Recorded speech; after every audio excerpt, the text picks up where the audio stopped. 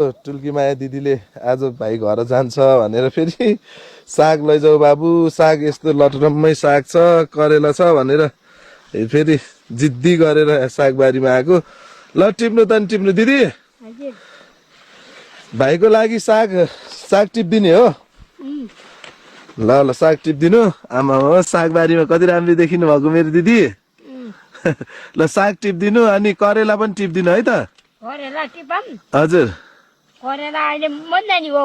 ए तपाईले ए दाजु दिदी भाइ जाने भनेर पो त कोसेली टिप्न लाउनु भएको।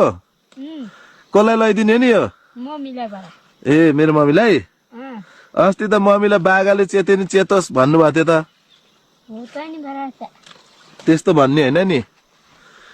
यो हाम्रो टुल्की माया दिदीको सागबारी कति मजाको छ। एक करेला यहाँ है दिदी।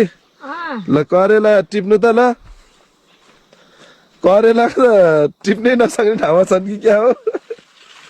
ल है ल है ल है ल है भेटे भेटे भेटे भेटे ल ल भेटे भेटे भेटे बिचरा हाम्रो